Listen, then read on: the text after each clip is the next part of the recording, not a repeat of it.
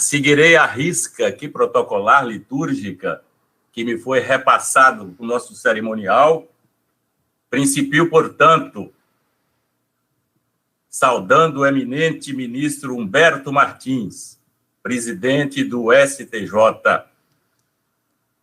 Particularmente tenho, ainda que à distância, um apreço pessoal pelo ministro Humberto Martins, a quem aprendi a admirar quando corregedor do CNJ,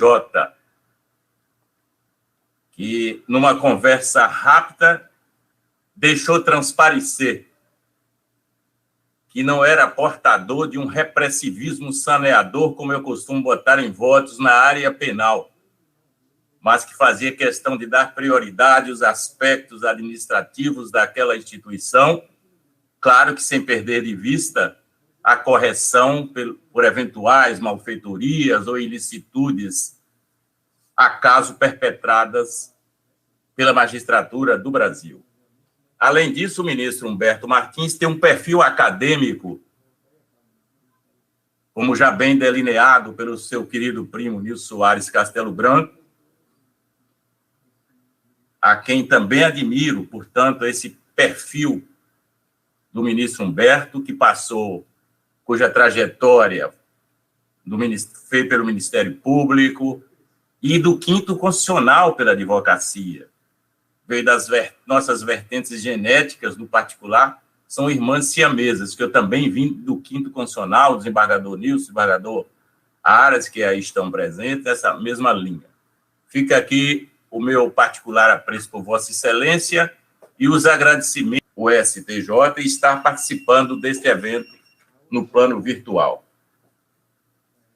Cumprimento também o eminente e sobreeminente procurador da República, Augusto Aras, de um perfil acadêmico do maior tomo, do maior quilate, sem qualquer exagero, sem ser hiperbólico, eu diria que ele é um mapa-mundi da cultura acadêmica nacional, e o que seria até enfadonho e repetitivo, fazer esse delineamento intelectual e acadêmico do procurador baiano, e que tanto nos enaltece e honra no cenário nacional, Augusto Aras. Nossos agradecimentos também a ele por estar participando deste evento. Cumprimento o querido colega, desembargador Carlos Roberto Araújo, nosso primeiro vice-presidente, cuja erudição intelectual por todos nós conhecido. Cumprimento o desembargador, amigo, querido Augusto Lima Bispo, que é nosso segundo vice-presidente do Tribunal de Justiça da Bahia. Cumprimento, de igual modo, o desembargador José Alfredo, corregedor-geral da Justiça do Tribunal de Justiça da Bahia, conterrâneo do eminente ministro Humberto Martins, lá das Alagoas. Alagoas que tem dado tantos filhos ilustres para o Brasil. Cumprimento o desembargador Oswaldo Bonfim, querido colega e amigo corregedor das comarcas do interior. Cumprimento especialmente o querido colega e amigo desembargador Nilson Castelo Branco, diretor-geral da Unicorp.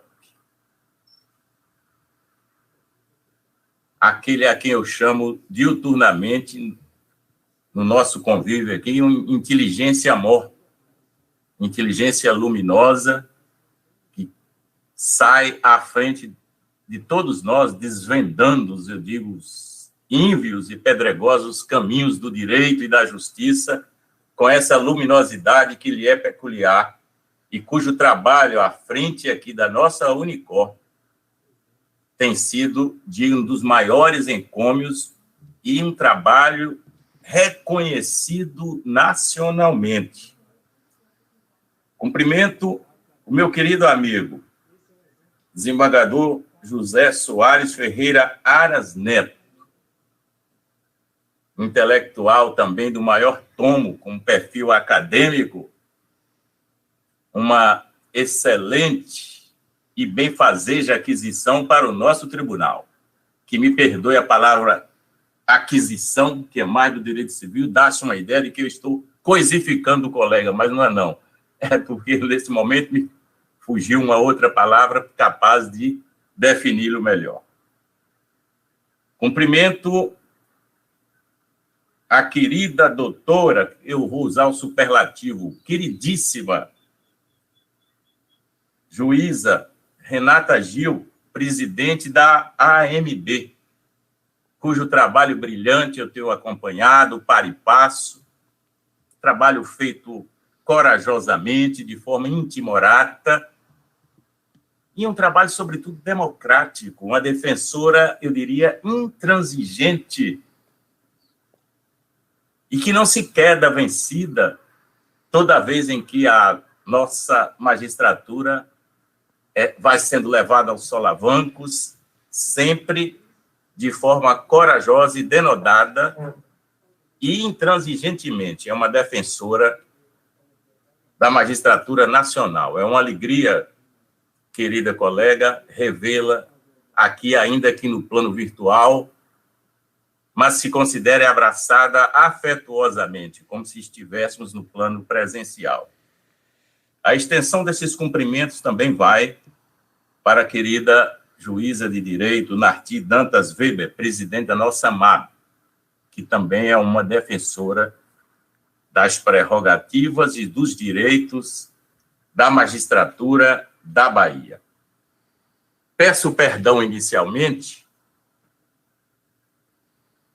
ainda que eu possa estar transgredindo, ou vilipendiando, ou vergastando a liturgia deste evento, de falar de improviso. Fiz algumas anotações parelhas aqui, à margem, mas é que não trouxe um discurso escrito. Redigo sempre, dizendo, aliás, o que já disse Rui Barbosa, certa feita, que o improviso leva o homem aonde ele não gostaria de ir, deixando-o onde ele não gostaria de ficar. Tanto assim, que eu agora já peço vênia e cumprimento todos os desembargadores que devem estar antenados neste evento, cumprimento aos demais juízes, aos representantes do Ministério Público, a todos que estão aí antenados ou conectados virtualmente neste evento, nesta efeméride significativa para a Bahia, para o Poder Judiciário da Bahia, e a todos os nossos servidores. E tem aqui o meu agradecimento particular à nossa equipe técnica, que eu sempre repito, chego a ser enfadonho. A presidência do tribunal, o presidente do Tribunal da Bahia, não é sequer um timoneiro, não é sequer um remador. É mercê do trabalho de afinco, diuturno, da nossa equipe técnica e dos nossos servidores, é que temos enfrentado as dificuldades deste momento pandêmico que avassalou nossos costumes, nossos hábitos de vida. A eles, portanto, eu sou eternamente grato, porque eles me conduzem diante das tempestades, dos maremotos, dos tsunamis, que às vezes soem ocorrer aqui na Bahia, em nosso Poder Judiciário, e ainda assim, ainda que aos solavancos, vamos adiante. A eles eu sou eternamente grato. Pois bem, eu gostaria de dizer que tenho o maior apreço pela Unicor. Desembargador Nilson lembra-se muito bem que, ainda na transição, parece que nós conversávamos e dizíamos que queríamos construir, rememorando as palavras do meu inolvidável professor Machado Neto, que iríamos buscar construir ou dar uma edificação melhor à universidade de nossos sonhos, como teria dito Machado Neto em relação à Universidade de Brasília, que já foi aí retratada lapidarmente pela palavra elegante do desembargador Nilson Soares Castelo Branco. Nós que militamos minimamente que seja e que temos um perfil mínimo acadêmico, sabemos da importância da universidade. E eu recorreria, inclusive, a um dos mestres maiores da educação,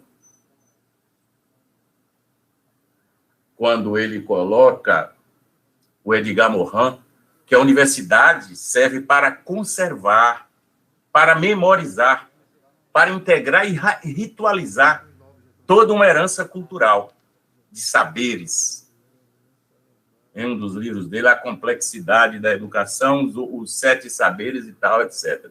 A universidade tem essa importância sociocultural.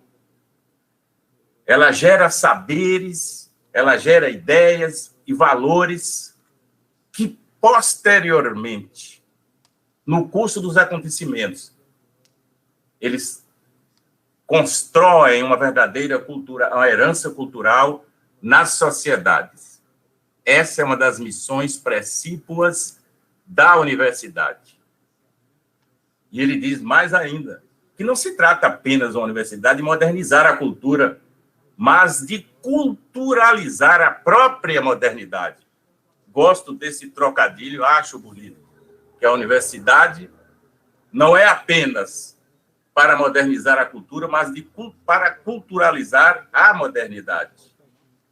E aí ele delineia mais a contento, mais de espaço, a importância socioeducativa da universidade e termina dizendo que é por tal razão que lá na Universidade Heidelberg, na Alemanha, encontra-se afixada nos pórticos daquela universidade tradicional a seguinte inscrição: ao espírito vivo, é a frase, entre aspas, de Edgar Morin. Mutatis mutandis, já fazendo a transmigração ou a transmudação desse delineamento do que significa uma universidade para o plano do poder judiciário, nós temos que imaginar da importância multidisciplinar de formação dos nossos juízes, dos nossos servidores, a importância que tem essa Unicorp aqui para a Bahia. Até porque os operadores do direito lidam de uma forma multidisciplinar, notadamente nestes tempos que correm, nestes tempos atuais, com um direito de alta complexidade. E isso me remete, inclusive, à genialidade do pensamento de Tobias Barreto, o bom sergipano, quando ele disse que o direito não é um filho do céu, é simplesmente um fenômeno histórico, um produto cultural da humanidade. Então, se é um produto cultural da humanidade, que ele não cai como se for a dádiva divina oriunda dos céus, nós precisamos sempre estar atualizados, acompanhando, já que o direito está em permanente mutação. E quem não lhe segue os passos ficará cada dia menos operador dele, menos operador jurídico, diante das mutações, das transmudações, porque passa o direito via de regra. Pois bem, eu gostaria de, por isso mesmo, em nome do Poder Judiciário, desembargador Nilson Soares Castelo Branco, desembargador Aras, a doutora juíza Rita, que é uma sua coadjuvante, a minha querida Tuane, que eu sempre digo com aquela placitude humana, e os demais integrantes aí da Unicorp, por esse trabalho primoroso, acendrado e cotidiano que vem sempre sendo realizado por parte de todos aí dessa forma integrada e conjunta.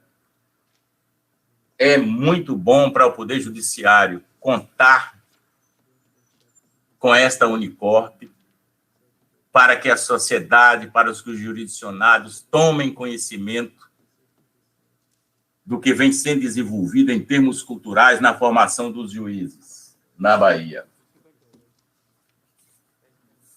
Nós temos feito, e aí eu peço um espaço, é que as boas práticas republicanas também devem ser trazidas a lume, trazidas a público.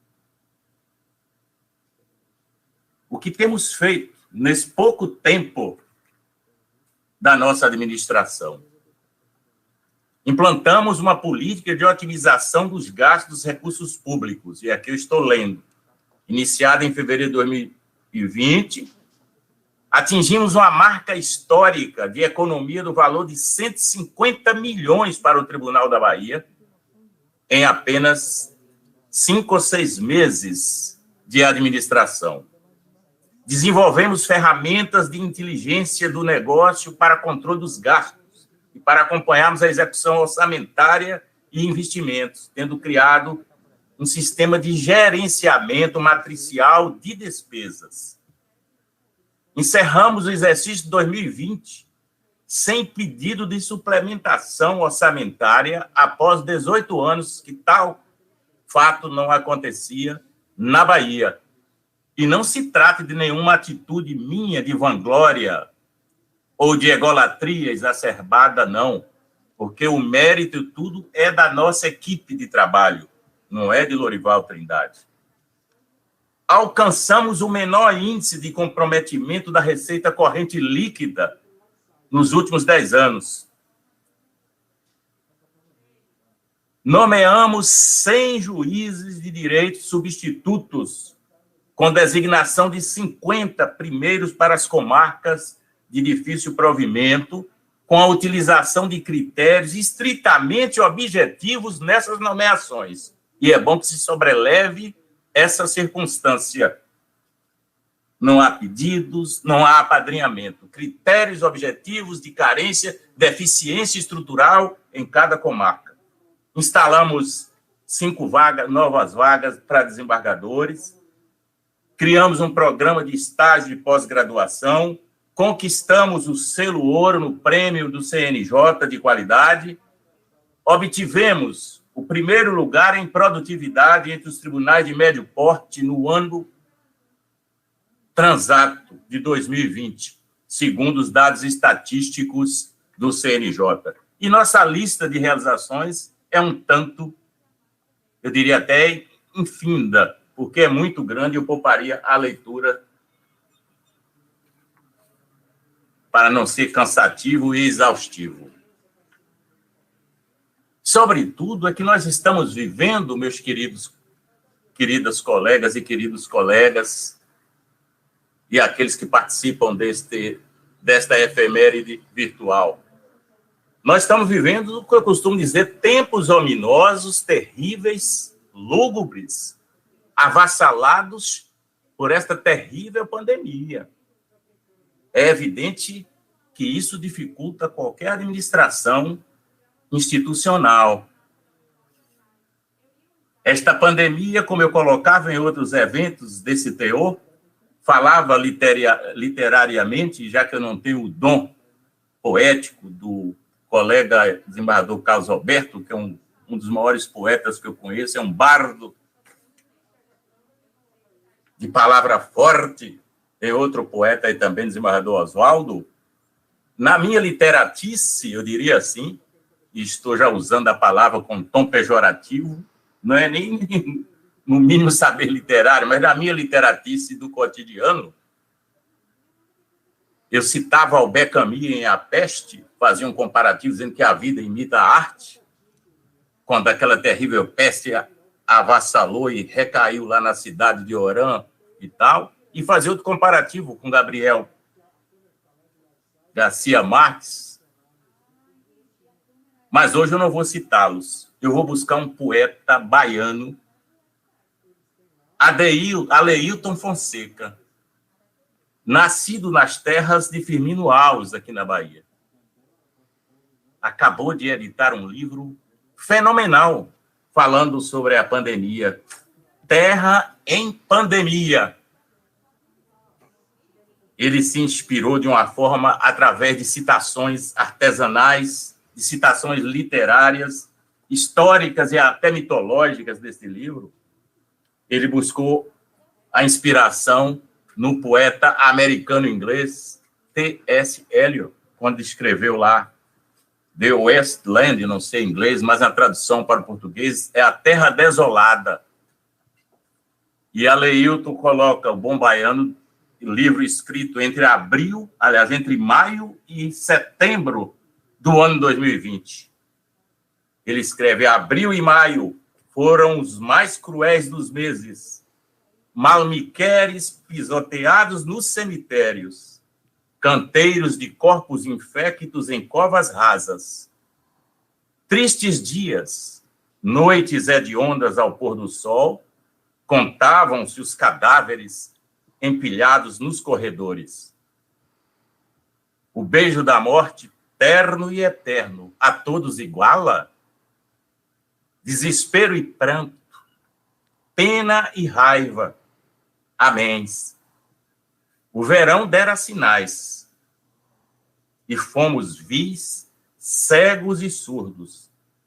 Agora caem as lágrimas das chuvas de outono, e nada nos salvará da travessia no pântano. Não comungo só ao final do desfecho, do arremate da estrofe, porque eu sou um eterno otimista. E aí eu me valho do outro baiano, Glauber Rocha, genial no cinema, mas que tem uma citação que ficou na minha mente ad eterno. O pessimismo é a filosofia dos mortos prematuros. E se estamos todos sobreviventes, não há por que sermos pessimistas nesses instantes pandêmicos. Temos que crer, à semelhança também do que disse José de Alencar em um dos seus livros, que tudo passa sobre a terra. Até porque eu pertenço a uma geração que se recusa a fazer o luto das suas utopias. Já aqui citando remissivamente um dos maiores filósofos do direito que eu conheço, que é Luiz Alberto Alvará, que escreveu tantos livros de filosofia do direito, argentino, mas que viveu muito tempo aqui no Brasil, no Rio Grande do Sul, Santa Catarina e adjacências. Eu costumo dizer que eu guardo dentro de mim certo otimismo militante, buscando a eterna aliança com a utopia e com todas as auroras da vida. Nós não podemos esquecermos jamais, já parafraseando Charles Dickens, romancista inglês da era vitoriana, quando ele dizia, num dos livros magistrais dele, se estamos vivendo o pior dos tempos, a estação das trevas, o inverno do desespero, acreditemos na chegada da primavera, da esperança. Portanto, diante de um cenário atual desta terrível pandemia, lembremos-nos ainda do otimismo elegante gravado de forma magistral com a caneta arguta de Victor Hugo em seu romantismo. Aspas, ele dizia: o inverno cobre a minha cabeça, mas uma eterna primavera vive em meu coração. Nós não podemos jamais, diante de qualquer crise que avassale, que assole a humanidade, comportarmos-nos, eu diria, tais quais náufragos. Não queremos o destino dos náufragos. Eles sim é que escrevem na água as suas últimas mensagens. Como já dizia certa feita Christian Ferrer, quando prefaciou um dos livros A Sociedade de Espetáculo, de Guy Debord. Nós não queremos, para nós, humanos, esse destino dos náufragos. É preciso aprendermos com Heráclito. E as nuvens nos ensinam essa primeira lição de filosofia heracliana.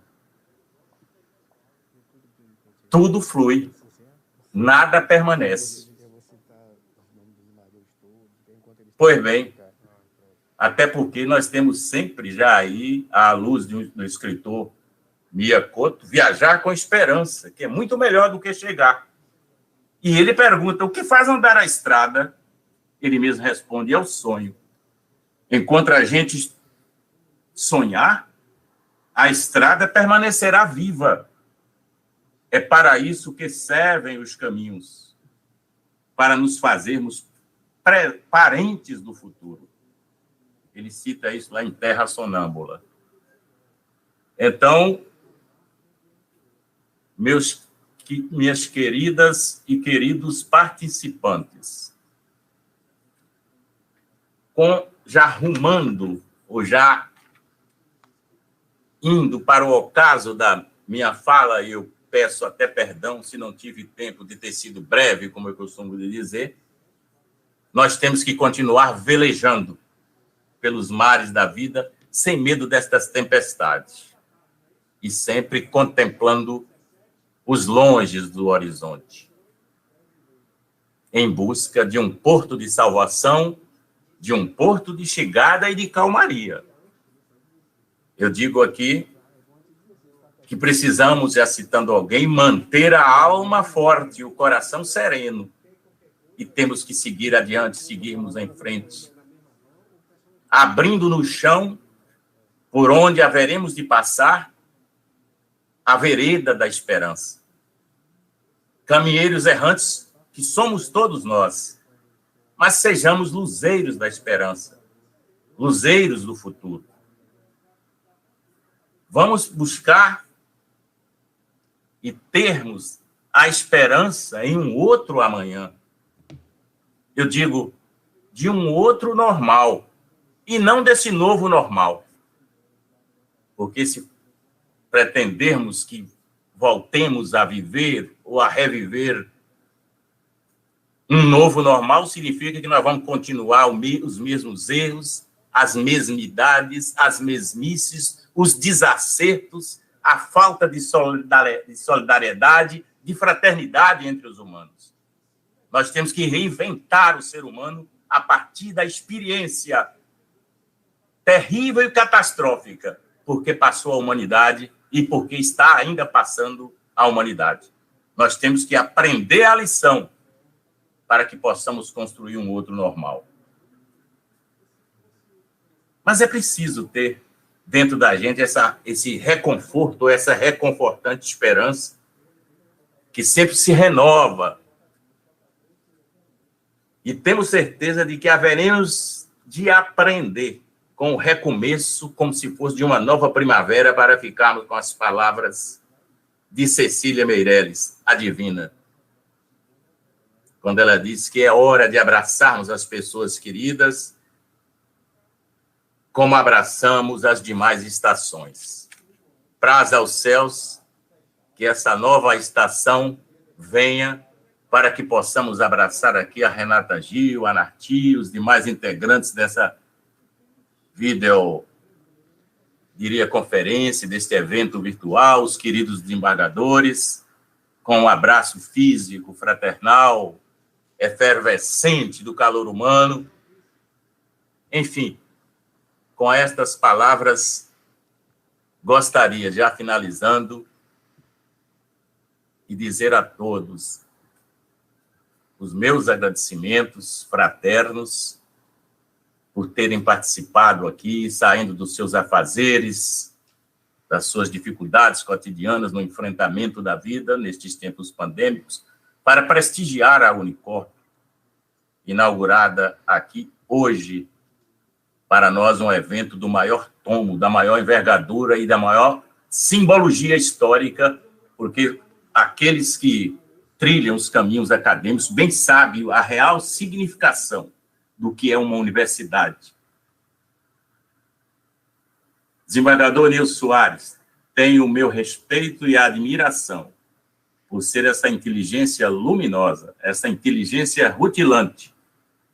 Desembargador Aras, que aí está também, jovem ainda, não sei nem se já vacinou da Covid, está a sua idade, mas que está aí já à frente, ajudando com seu perfil também acadêmico, na construção dessa universidade dos nossos sonhos.